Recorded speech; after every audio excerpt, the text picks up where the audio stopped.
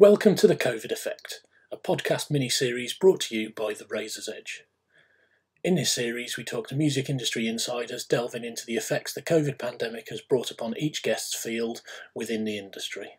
In episode 6, Paul chats with Rob Toogood, the founder and owner of Fuel Rock Club in Cardiff. They chat about the effects the pandemic has had on the club, the help they've had from various agencies, and what the future holds. Over to Paul and Rob.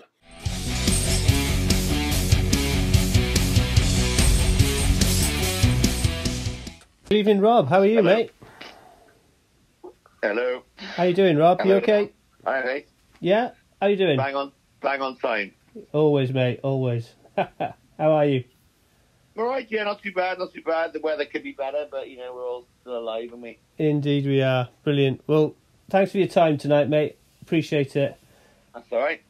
So, let's start off with a bit of background to Fuel, because obviously this will be going out to people that don't know where Fuel is and anything. Obviously, it's a rock bar, but it's a lot more than that. Music venue, part of the Womanby Street community, part of people's lives in a lot of ways, as well as yours, but a lot of people that are there all the time.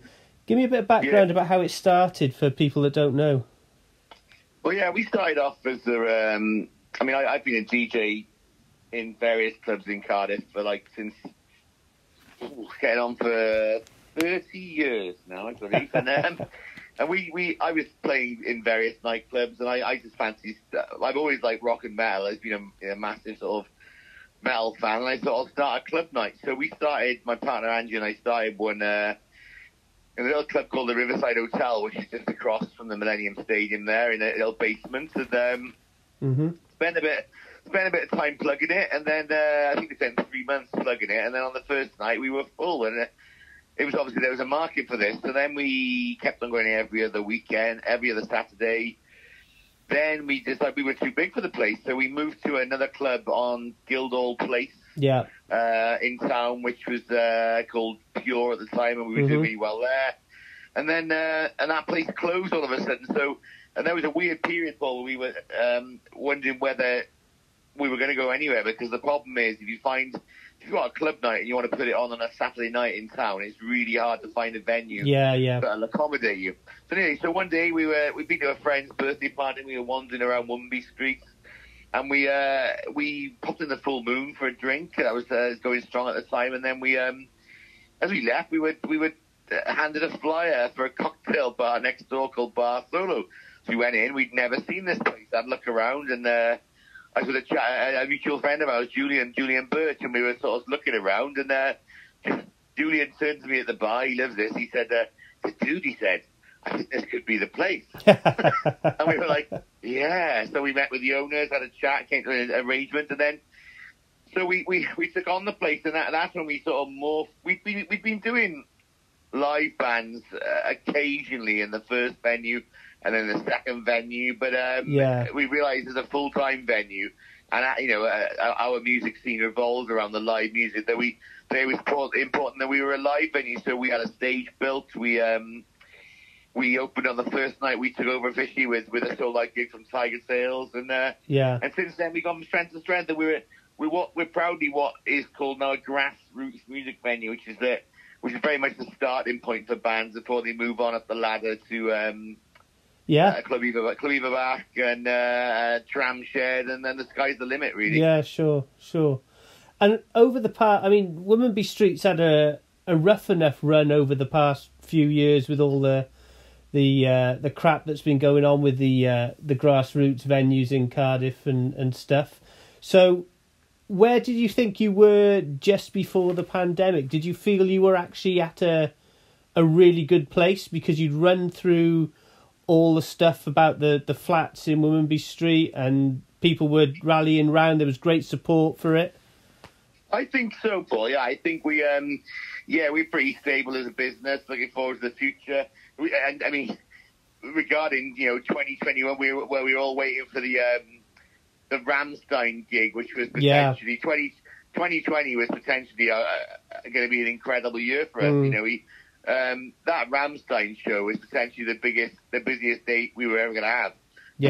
So there was so we were looking forward to a lot of things, the festivals, the gigs, Eradication Festival going on to Strength to Strength, Metal to the Masses, the Bloodstock thing we do is huge now, and all that was in place. And then I'm going to tell you a story. Just before lockdown, I went to see some friends in Portugal, yeah, and I was sat having a beer on the strip in Albufeira, and at 9 o'clock, police came marching down the strip with masks on and truncheons, physically closing the pubs at 9 p.m. Wow. And it was at that moment that I sort of knew what was coming, Yeah.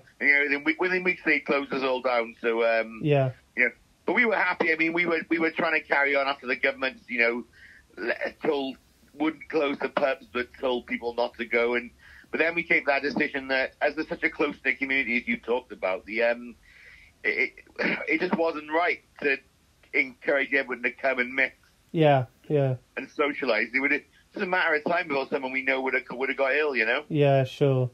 So you got your first inkling, obviously, in Portugal. What about over in Wales, in Cardiff? What kind of information did you get from the authorities?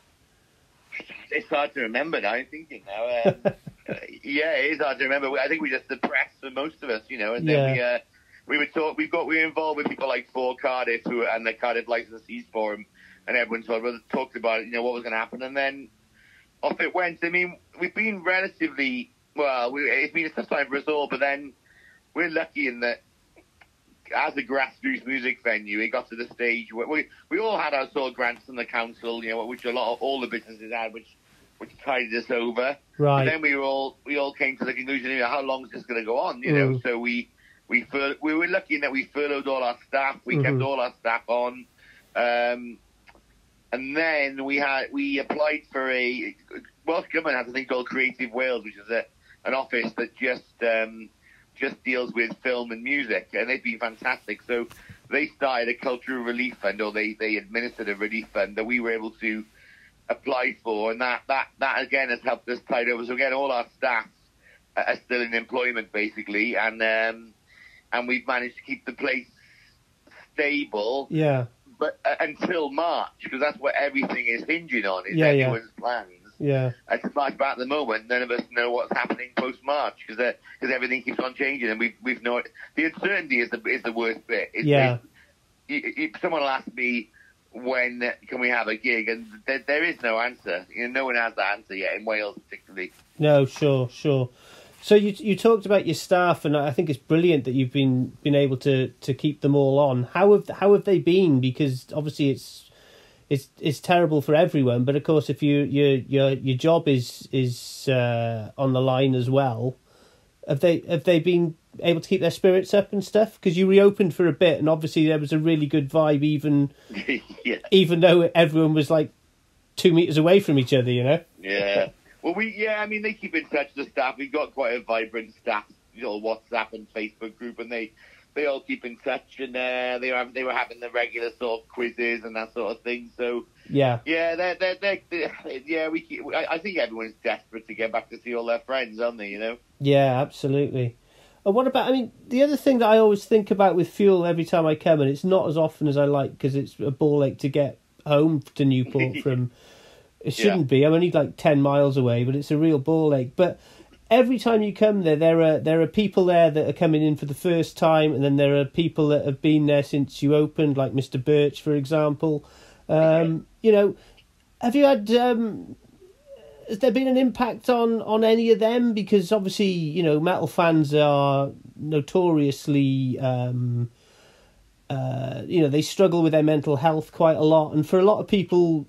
Even when I came into Cardiff, you get to Womanby Street and you'd breathe a sigh of relief that you'd run the gauntlet of St Mary's Street, and you were in the safe place, and you were going to the haven where you could actually relax for the evening. Has there been any? We said that to a lot of people, and people haven't. I chatted to the guys from Those Damn Crows last week, and it was a similar thing. Venues like ours and other like the Moon and other places like the pub in Newport. You're right. People come there because there's a community, and we do worry about those people because a lot of people come there on their own, like you say, and they just meet it's their social life. And there's not much we can do personally about that, but just get back as soon as we can. But yeah, you're right. These places are a haven for people who don't want to go to the normal venues, like you say. Yeah. So when you were able to reopen, I think it was July, wasn't it? Late July, I think. Yeah. You obviously had to put quite a lot of measures in place, and obviously you expanded it over the months that came. How much effort, how much money, how much hassle was it to try and get it organised so that you could actually get people back, get the staff working, and at least get a little bit of action there? Yeah, it was a lot. It was a lot of work involved. I mean, the biggest thing on the top of my head straight away was the tables, because everyone had to be sat down. Yeah. So then you've got to find as many tables as you can that you can socially distance. But then when you're closed, or when you've got to store those tables somewhere. Cardiff Council, to be fair to them, did a thing called a Memorandum of Understanding where they let us all have outside areas. Mm-hmm. You know, they where normally you'd be assessed and you pay for all that, but they let. That's why all of a sudden all over Cardiff there were outside areas springing up. But then and that was fine, and then there was a lot of administration of tables and paying stuff online, contactless payments, and then of course as July and August went onwards, and then the famous Welsh weather kicked in. Yeah. And we were lucky we temporarily had an outside area next door that our landlord very kindly sorted out for us, which we hoping to carry on when we open with. But yeah, it was a lot of work for the admin, for my other half, to book non-stop all weekend. You'd be booking tables in, and yeah, that was a bit of a pain in the neck, to be honest. Sure. And since then, obviously, you've had local lockdown, fire break, 6 o'clock shut-in, then tea and coffee only, and now another lockdown. Is it the uncertainty about what's going to happen that causes the most problems?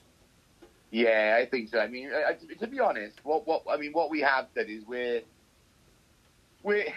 trying to use this time. The one flip side, if there is a positive to this situation, us and a lot of other venues, touch wood, will never be closed for this long again. Mm-hmm.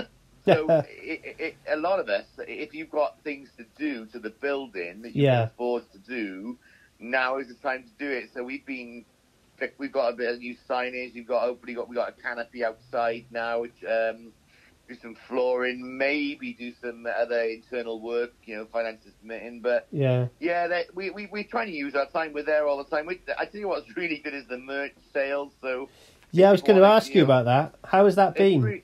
It's really good. I mean, I just had an order today to send a T-shirt and a beanie hat to Cincinnati, Ohio, and it's like, wow, what the hell? And I love it. It's really cool, and you think, you never know who's out there listening, and yes, that's all online on our Big Cartel page. If anyone wants to do that, we had the crowdfunding did well. We raised a few thousand on the crowdfunding, which was part of the Save Our Venues thing, and again through this we've been dealing with the Music Venues Trust has been great as well, and it's an ongoing thing. I mean, as long as we're okay, but it's all the other venues out there as well. And what about you? What about your neighbours in the street? The Moon and Club and stuff. You're obviously in contact with all of those guys. So are they all holding steady?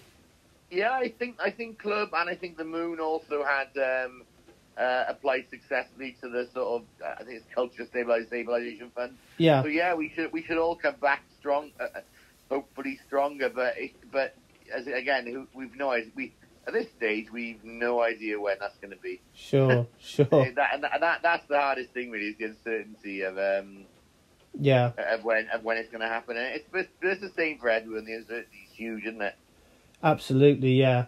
And in terms of when you do reopen, obviously there's going to be so many bands that want to play that you're going to be night after night, wall to wall, aren't you?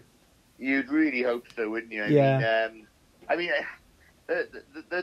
some of the bands I feel sorry for. A lot we were talking today, me and Angie, about this, about a lot of the bands, their trajectories have slowed somewhat. It's like to have a year off from your career is really tricky. So hopefully they'll all stick with it. And as you say, I hope that people will come back to enforce to their local venues, and start supporting their independent businesses, and let's hope if anything good comes out of this, it'll be that people support their small businesses more. Sure. Okay, Rob, that's brilliant. So, any final plugs for the venue that you want to give? We just can't wait to see everyone again. I mean, we always have this conversation with a lot of people about rock venues and live music venues, particularly rock venues. You can't run one of these and not love it. You know, like you can't fake it. It is, you don't think, oh, I'll set up a rock venue. You do it because you want to go to a rock venue. We just love being there and seeing everyone, and we can't wait to see everyone as soon as we can get back and start rocking again. Brilliant. And you must be missing your Maiden fix at the moment as well, haven't you? Oh, I had 3 booked last year. No. I had Israel, Poland, and Italy. That was my 21, 22, and 23rd country. Yeah. But who knows when that's going to happen. Poland was rescheduled for June, but who knows if we can fly there. But yeah, I can't wait to see it, just to go to see a gig again. Yeah. The festivals are the one. Let's hope that Bloodstock is able to go ahead in August, being later in the season.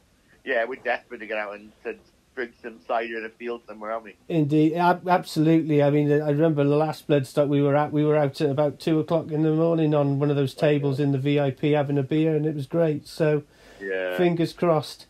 Thank you, mate. Great to speak to you. Take care. Give our love to hands. Catch up with you soon. Take care, mate. Cheers. Bye.